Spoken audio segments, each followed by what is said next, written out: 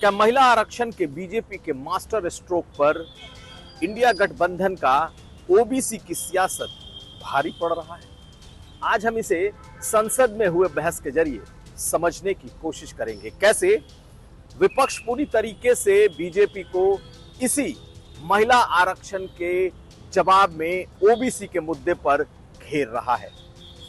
इसके अलावा हम आपको निशिकांत दुबे की वो बाइट दिखाएंगे, वो बातें सुनाएंगे, कैसे जब पहली बार ये महिला आरक्षण का बिल आया था तब सोनिया गांधी और तब समाजवादी पार्टी के उत्तर प्रदेश के एक सांसद के बीच झड़प हुई थी। कौन है वो सांसद और वो पूरा वाकया क्या था, ये आप समझेंगे। इसके अलावा कैसे मायावती और अखिलेश यादव दोनों एक पेज पर दिखाई दे रहे हैं इस महिला आरक्षण बिल को लेकर के, कैसे दोनों के ट्वीट्स लगभग एक जैसे। नमस्कार, मैं हूं कुमार अभिषेक, आप देख रहे हैं यूपी तक और हम हाजिर अपना न्यूज शो आज का यूपी लेकर। तो आज बात होगी महिला आरक्षण को लेकर मचे हुए घमासान की। कोई भी दल महिला आरक्षण विधेयक का, महिला आरक्षण बिल का विरोध नहीं कर पा रहा। सभी मजबूरी में ही सही इसे अपना समर्थन देने का ऐलान कर चुके हैं, लेकिन सबके साथ एक राइडर जुड़ा है। और ये राइडर क्या है? सभी दलों ने एक सुर से ये मांग पकड़ ली है कि 33% वुमेन रिजर्वेशन का जो बिल है इसमें ओबीसी के लिए क्या है, आखिर ओबीसी का आरक्षण इसमें क्यों नहीं है। और इसको धार तब मिली जब राहुल गांधी ने आज अमित शाह के बोलने के एन पहले जब उनका भाषण हुआ तो राहुल गांधी ने वो तमाम बातें कह दी कि कैसे महिला आरक्षण बिल को आप ला तो रहे हो लेकिन ओबीसी की कैसे आप अनदेखी कर रहे हो। उन्होंने प्रधानमंत्री मोदी पर हमले बोलते हुए ये कहा कि आपके 90 जो आपके इर्द गिर्द के जो सचिव हैं, जो आईएएस बैठे हैं, जो देश को चला रहे हैं, उसमें से सिर्फ 5 ओबीसी हैं, सिर्फ 3 दलित हैं। आखिर ओबीसी कहां है? दरअसल राहुल गांधी ने इसी बहाने, वुमेन रिजर्वेशन बिल के बहाने 33% महिलाओं को संसद में आरक्षण के बहाने ओबीसी सियासत की एक नई धार, नई रार शुरू कर दी। और बीजेपी इस ओबीसी आरक्षण को लेकर कहीं बैकफुट पर जाती हुई दिखाई दे रही है। पहले राहुल गांधी को सुनिए कि आज यूं तो सोनिया गांधी ने भी वही बात कही कि आखिर इस महिला रिजर्वेशन बिल में ओबीसी आरक्षण कहां है। उत्तर प्रदेश में बीजेपी अगर 80 में से 73 सीटें कभी जीतती है, कभी 62 और 64 सीटें जीत रही है, तो माना जाता है कि ओबीसी उसका सबसे बड़ा वोट बैंक है। लेकिन अब इसी को दूसरे दलों ने और खासकर इंडिया गठबंधन ने पकड़ लिया है। राहुल गांधी को सुनिए किस तरीके से चर्चा वुमेन रिजर्वेशन बिल की है, लेकिन राहुल गांधी ने इसे मोड़कर ओबीसी आरक्षण पर ला दिया है। सुनिए Rahul Gandhi. I was shocked and shattered by the answer. मैंने ये सवाल पूछा कि ये जो 90 सेक्रेटरी हैं, ये जो हिंदुस्तान की सरकार को चलाते हैं, जो बजट को चलाते हैं, इनमें से ओबीसी कितने हैं? नरेंद्र मोदी जी प्रधानमंत्री हैं, ओबीसी के लिए काम करते हैं। मैंने ये सवाल पूछा। मैं आपको जवाब देना चाहता हूं। हिंदुस्तान के सेक्रेटरीज 90 में से सिर्फ 3 ओबीसी से हैं। और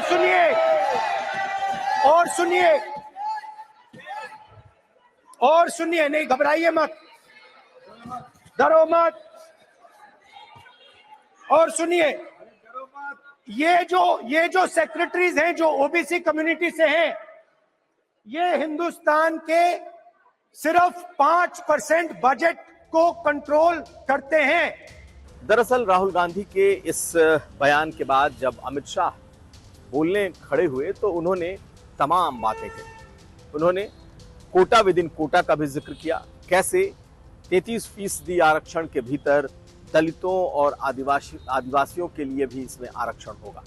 लेकिन ओबीसी को लेकर कोई भी बात ऐसी अभी तक बीजेपी के कोई नेता के मुंह से सुनाई नहीं दे रही। हालांकि ये बात सच है कि संसद में आरक्षण अभी तक ओबीसी का नहीं है, यानी कि सांसदों की जो सीट होती है उसमें सिर्फ और सिर्फ दलितों और आदिवासियों के लिए आरक्षण है। लेकिन इसी बहाने अब ओबीसी के आरक्षण ने जोर पकड़ लिया है। चाहे वो नेता हो, चाहे वो सामाजिक कार्यकर्ता हो, चाहे वो विपक्ष का कोई भी चेहरा हो, सब ने इसी बहाने मोदी सरकार को घेरना शुरू कर दिया है। पहले अमित शाह को सुन लीजिए, अमित शाह ने क्या कहा है। उसके बाद हम आपको 3 ऐसी महिलाओं के भी कुछ बयान सुनाएंगे जो इस वक्त इस वुमेन आरक्षण बिल को लेकर सबसे मौजूद है। हमारे साथी सांसद अभी चले गए। उन्होंने कहा जो लोग चलाते हैं, अब सब लोगों की अपनी अपनी समझ होती है। उन्होंने कहा कि देश जो लोग चलाते हैं उसमें सिर्फ 3 ओबीसी है। अब इनकी समझ है कि देश सेक्रेटरी चलाते हैं, मेरी समझ है देश सरकार चलाती है। मान्यवर, संविधान की स्कीम है, देश की नीतियों का निर्धारण इस देश की कैबिनेट करती है, इस देश की सरकार करती है, इस देश की संसद करती है। और आंकड़े अगर आपको चाहिए तो मैं बता देता हूं, सुनने के लिए आप बैठे नहीं हो। भारतीय जनता पार्टी के सांसद में 29%, 85 सांसद ओबीसी कैटेगरी के हैं। कंपैरिजन करना है तो आ जाइए। और मान्यवर मंत्री भी 29 ओबीसी कैटेगरी के। तो आपने सुना, लेकिन इसके पीछे की एक सियासत है। इसके पीछे की सियासत यह है कि विपक्ष या यूं कहें INDIA जो गठबंधन है वो पूरी तरीके से बीजेपी को बैकफुट पर ला देना चाहता है। दरअसल बीजेपी को लग रहा था कि वुमेन रिजर्वेशन बिल उनका मास्टर स्ट्रोक हो जाएगा, और एक तरीके से मास्टर स्ट्रोक है भी, क्योंकि सभी दलों को चाहे अनचाहे तौर पर उसका समर्थन करना पड़ रहा है, उसकी मजबूरी है। सभी दल उसका समर्थन करेंगे, लेकिन चूंकि बीजेपी का सबसे बड़ा आधार वोट इस वक्त ओबीसी है, यानी कि पिछड़ा वर्ग है। प्रधानमंत्री खुद को पिछड़ा नेता कहते हैं। ऐसे में अब इस INDIA गठबंधन के तमाम नेताओं ने प्रधानमंत्री मोदी को इसी ओबीसी आरक्षण पर घेरना शुरू कर दिया है कि जब आप संसद में महिलाओं के लिए आरक्षण ला रहे हैं तो फिर ओबीसी का आरक्षण क्या है। आपने राहुल गांधी को सुन लिया, आपने इसके जवाब में अमित शाह को भी सुन लिया, लेकिन ओबीसी आरक्षण को लेकर बीजेपी का कोई नेता फिलहाल बहुत ज्यादा बोलता नहीं दिखाई दे रहा, और यही इस मास्टर स्ट्रोक की काट इस वक्त दिखाई दे रही है। क्या उत्तर प्रदेश में जहां से 80 सीटें आती हैं, विपक्ष इसी वुमेन रिजर्वेशन बिल के भीतर ओबीसी आरक्षण को सबसे बड़ा मुद्दा बना लेगा? मुद्दा बनेगा नहीं बनेगा ये तो कहना मुश्किल है, लेकिन बीजेपी को लगता था कि वो इस बहाने इस INDIA गठबंधन या इंडिया अलायंस में एक फूट, एक दरार डाल सकती है। लेकिन पूरा का पूरा विपक्ष एक सुर से एकमत होकर इस मुद्दे पर बीजेपी को ओबीसी रिजर्वेशन पर घेर रहा है, और ये बीजेपी की मुश्किलें बढ़ा सकता है। अब देखिए और सुनिए उन 3 महिला नेताओं को। सबसे पहले अनुप्रिया पटेल को आज एनडीए ने अपनी तरफ से आगे किया, और अनुप्रिया पटेल ने यह बात समझाई कि आखिर इस आरक्षण को लगने में, यानी इस आरक्षण को इंप्लीमेंट होने में इतना वक्त क्यों लग रहा है। 2023 है और 2029 में ये क्यों होगा, ये आज बात अनुप्रिया पटेल के जिम्मे थी कि वो इसे समझाएं। सुनिए पहले अनुप्रिया पटेल को, उसके बाद हम आपको विपक्ष की 2 और नेताओं के बोल सुनाएंगे।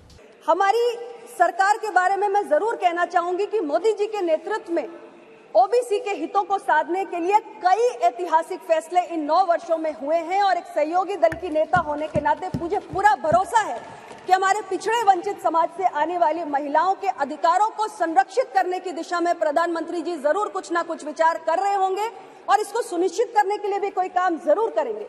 जब मैं अपने कांग्रेस के साथियों को सुन रही थी इस विषय को उठाते हुए, तो मेरे मन में एक स्वाभाविक जिज्ञासा जागी कि 2008 में आप राज्यसभा के अंदर इस बिल को लेकर आए थे और 2010 में आपने इसको पारित कराया था। आज आप कांग्रेस पार्टी के तरफ से ये विषय ओबीसी कोटा का जो उठाया जा रहा है, मेरे मन में जिज्ञासा है कि उस समय जब राज्यसभा में लाके बिल पास कराया था, तब क्या पिछड़े समाज की महिलाओं को कोटा दिया जाए, ये विषय आपके संज्ञान में आपकी पार्टी की प्रायोरिटी था या नहीं था? और अगर उस वक्त आपकी पार्टी की प्रायोरिटी नहीं था, तो आज जब मोदी जी की सरकार ये बिल लाई है और ये बिल पास होगा क्योंकि संख्या बल इस किस्म का है, तो क्या ये नया नया ख्याल अभी अभी आया है? अनुप्रिया पटेल ने बोला, लेकिन अनुप्रिया पटेल के अलावा डिंपल यादव ने भी कहा, संसद में बोला, और डिंपल यादव ने संसद में वही बात दोहराई जो उनकी पार्टी का स्टैंड है, यानी कि ओबीसी आरक्षण कहां है, ओबीसी के साथ साथ अल्पसंख्यकों का आरक्षण कहां है। अल्पसंख्यकों पर तो जवाब दे दी स्मृति ईरानी, लेकिन ओबीसी पर कौन बोल रहा है? सुनिए स्मृति ईरानी का भी जब आज उन्होंने संसद में इस मुद्दे पर बोला है। सर, प्रधानमंत्री जी ने कहा था कि हमें सिद्धि की बात करी थी सर, तो साधना से ही सिद्धि की प्राप्ति होती है और असली साधना तभी होगी जब हम महिलाओं को उनका पूर्ण आरक्षण देंगे, जब हम ओबीसी महिलाओं को इसमें इंक्लूड करेंगे, जब हम SC/ST महिलाओं को इसमें इंक्लूड करेंगे और जब हम अल्पसंख्यक महिलाओं को भी इसमें इंक्लूड करेंगे, सम्मिलित करेंगे। क्योंकि प्रधानमंत्री जी खुद 3 तलाक की बात करते हैं, तो मुझे पूरा भरोसा है कि इसमें अल्पसंख्यक महिलाओं का भी मान और पक्ष रखा जाएगा। तो महोदय, ये उस बिल की प्रति है जिनको वो हमारा कहते हैं। उसमें अगर आप दूसरे पृष्ठ पे 2B और 3B पढ़ें, और ये वो है जो कांग्रेस पार्टी कहती है यूपीए की सरकार में राज्यसभा में पारित हुआ और फिर लोकसभा में प्रस्तुत हुआ।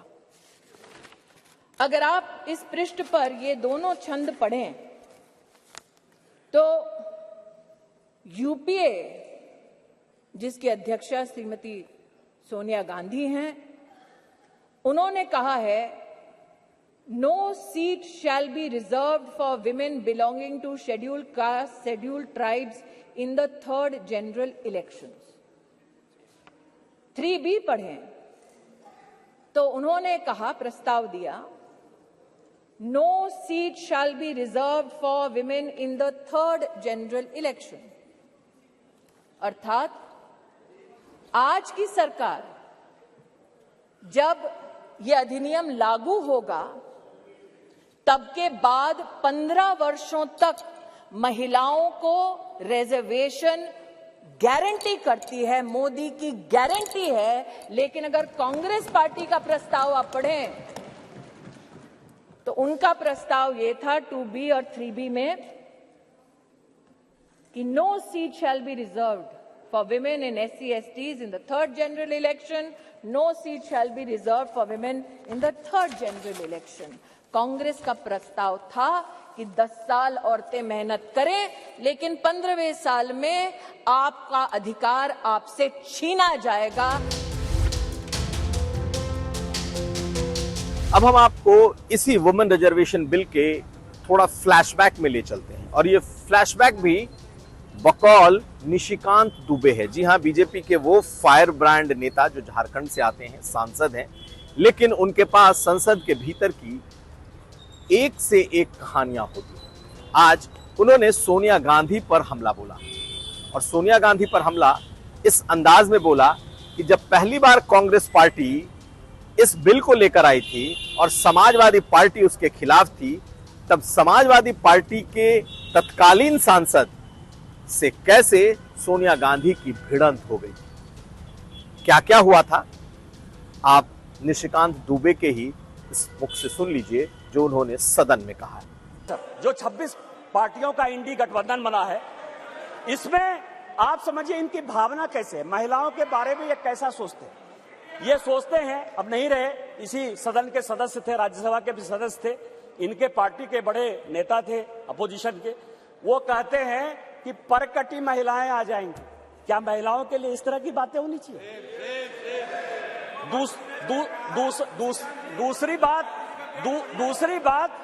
दूसरी बात जो है, ये दूसरे नेता जो है 2011 में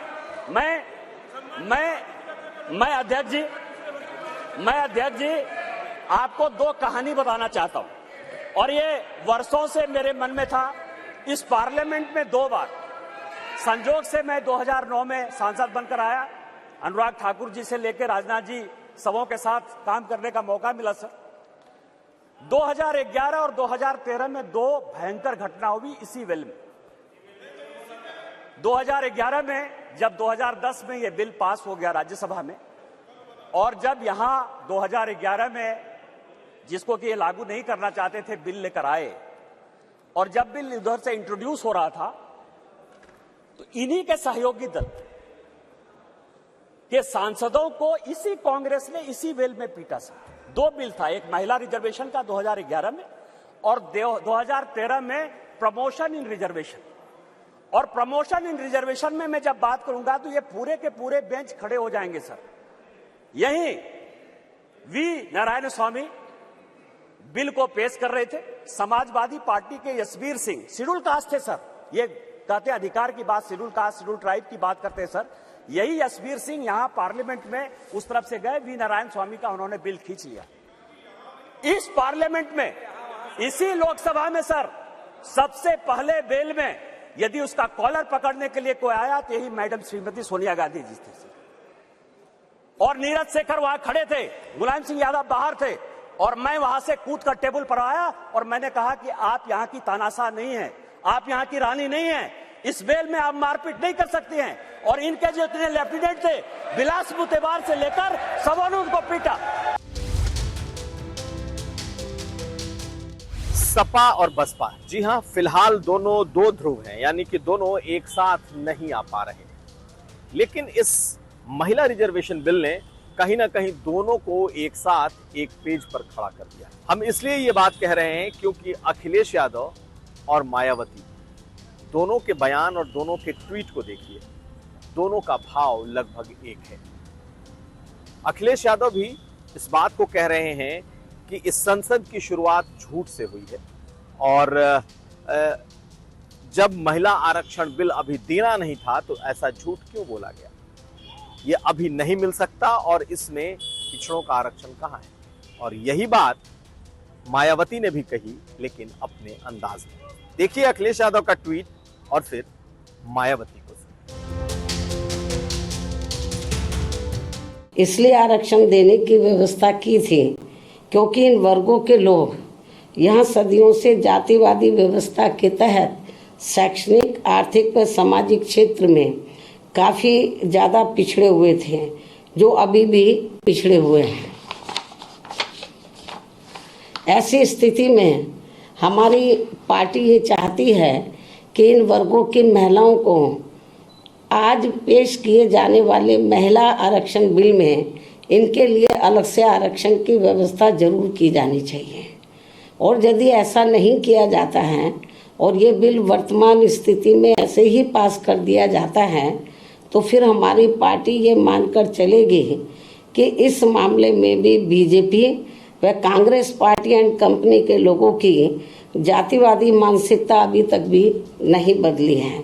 तो जिस तरीके से विपक्ष हमलावर है, खासकर उत्तर प्रदेश के सभी दल, सभी विरोधी दल इस वुमेन रिजर्वेशन बिल पर साथ तो हैं, लेकिन उससे कहीं ज्यादा हमलावर हैं और इस मुद्दे को अब वो गांव, गरीब, कूचे और गलियों तक ले जाने को आतुर हैं।